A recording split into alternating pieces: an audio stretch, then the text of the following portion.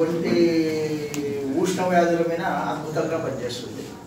నేను కూడా చేసేది ఫస్ట్లో దాన్ని రేపులు విడదీస్తాను. విడదీసి బియ్యం కడుగులో నానబెడతాను.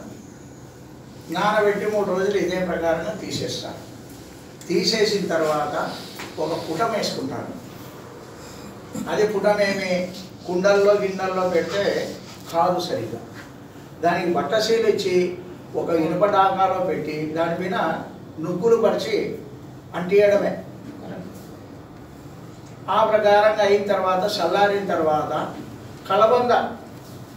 కలబందలో కొంచెం ఇనుప డాకాలు ఎందుకు పెట్టాయంటే ఆయనకి కింద గుంట కొట్టే అవకాశం లేదు కాబట్టి ఒక డ్రమ్ముని కట్ చేసి పెట్టుకొని అందులో వేస్తాడు. ఇంటి మీద మిద్ది మీద పెట్టుకొని కింద మట్టి పోసుకొని దాని మీద చేస్తాడు. మనకు అవకాశం ఉంటే కింద గుంట కొట్టుకొని వేసుకోవచ్చండి. నేను ఏ మూకుళ్ళ కానీ కూడా కానీ పెట్టేది లేదు. ఇనుప డాగా పెట్టి దాంట్లో పైన నువ్వులు పరిచి అంటియడమే. తర్వాత బుడిది తీసిన తర్వాత మళ్ళీ కలబంద నీరు, కలబందలో కొద్దిగా మోతాదుగా నవసాగరం కలపాలి. కొద్దిగా మోతాదులో నవసాగరము కలబంద నీరు వేసి ఎండబెట్టేస్తాను. పూర్తిగా ఎండిన తర్వాత మళ్ళీ బట్టశీల చేసి మళ్ళీ పుటమేస్తాను. అప్పుడు తీసుకున్న తర్వాత పొడిగా నూరితే మంచిగా నైస్గా పొడి అవుతుంది. ఆ తర్వాత అరటి పండ్ల గెలలు తీసి పాడేసింటారు రోడ్ల మీద. దాంతో నీరు తీసుకొని ఆ నీరుతో మళ్ళా బిళ్ళ కట్టి బాగా కని అని శబ్దం వచ్చే వరకు ఆరించి ఆ ప్రకారంగా బట్టశీల ఇచ్చి ఒక 30 నువ్వుల పుటం వేసుకుంటాను. అద్భుతంగా ఏ దోషం లేకుండా ఎప్పుడైతే ఇక్కడ మనకు అరటి పండ్ల గెలలో ఉన్న ఆ ఒగురు తత్వం దానికి ఎక్కుతుందో అద్భుతంగా పనిచేస్తుంది. నా అనుభవం ఇది. గత 20-30 సంవత్సరాల నుంచి కూడా చేస్తాను. కర్పూర శిలాయితో మన హైదరాబాద్లో జొన్నల బ్యాల దగ్గర మంచి అద్దం మాదిరి ఉంటుంది. అద్దం ఎట్లా ఉంటుంది అట్లా ఉంటుంది. అంటే 180 రూపాయలు. అయ్యా అందరికీ చిన్న ఇంకోటి మీకు తెలిస్తే నాకు తెలిసింటే కూడా చెప్తాను. అన్నవేది సింధూరం అందరూ అంటున్నారు. అన్నవేది సింధూరం చేసే విధానము, దాంట్లో కార్బన్ తీసే వ్యక్తులు 8 మంది ఉన్నారు. అన్నవేది సింధూరంలో కార్బన్ తీసే వ్యక్తులు విషంతో సమానంగా ఉంటుంది. నైట్రిక్ యాసిడ్ వాసన వస్తుంది అన్నవేదిలో. ఆ నైట్రిక్ వాసన తీసిన తర్వాతనే అన్నవేది వాడాల. అన్నవేది ఏముంది, ఫస్ట్ నిమ్మరసంలో ఎండబెట్టుకోవాలా. మ్యాగ్నెట్ పట్టదు సార్, చెప్తానయ్యా ఒక్క నిమిషం.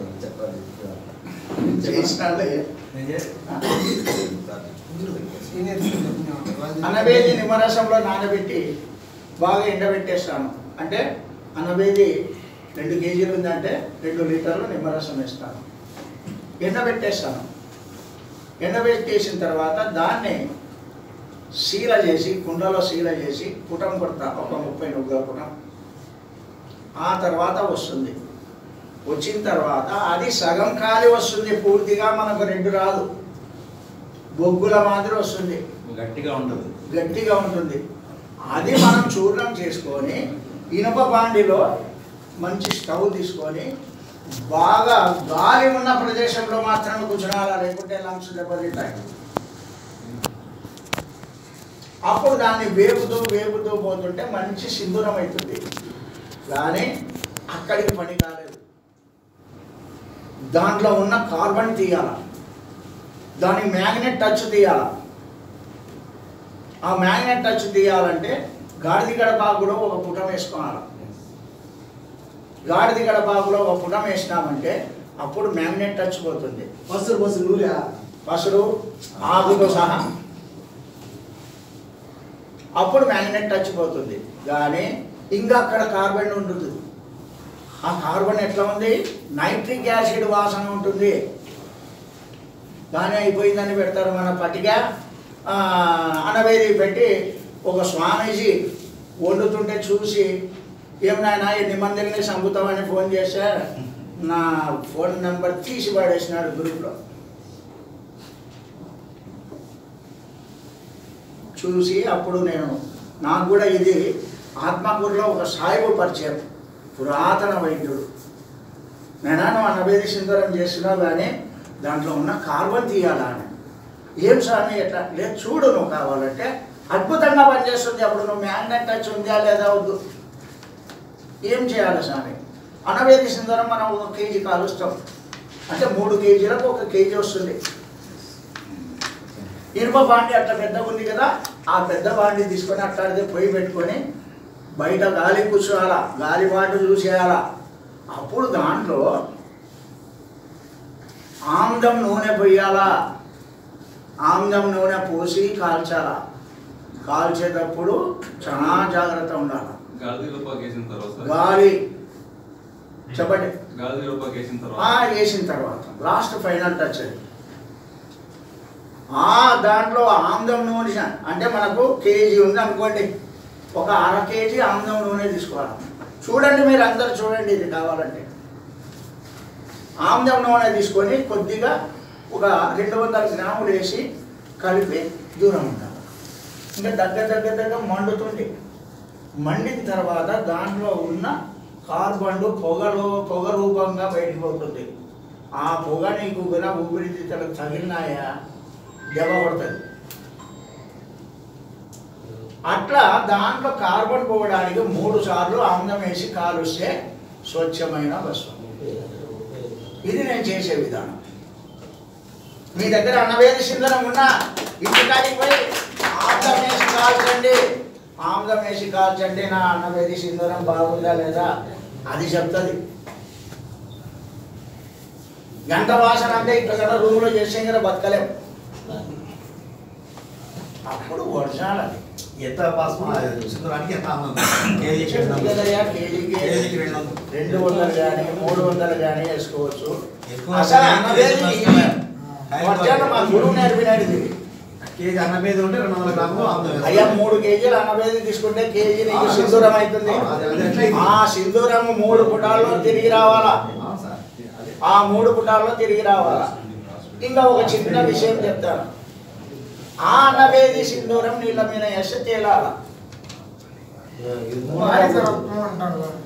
సంస్కృతంలో వారితరత్వం అంటే నీళ్ళ మీద మునగకూడదు. దాని మీద బియ్యం గింజ వేసినా మునగకూడదు. ఏం చేయాలి? దానికి నెయ్యి వేసి కాల్చు, నీళ్ళ మీద తేలుతుంది. నెయ్యి పూర్తిగా కాలిపోవాలి. నెయ్యి వాసన చచ్చిపోతే అప్పుడు ఆ అన్నభేదిలో ఉన్న దుర్గుణాన్ని తీసి పడేస్తుంది. ఆముదం కాలిన తర్వాత చల్లారిన తర్వాత మళ్ళీ నెయ్యి, అప్పుడు దానికి సౌమ్య గుణం వస్తుంది. ఏమో నేను చేసేది ఇది. ఎట్టి పరిస్థితుల్లో ఈ ఫార్ములా మార్చను. అప్పుడు మీరు నీళ్ళ మీద చేయండి, చేరుతుంది. ఇప్పుడు సార్ చెప్పినాడు చింతబూడిద ఎంత అమోఘం వాయమ్మగే దాన్ని అనుభవించడానికి తెలుస్తుంది.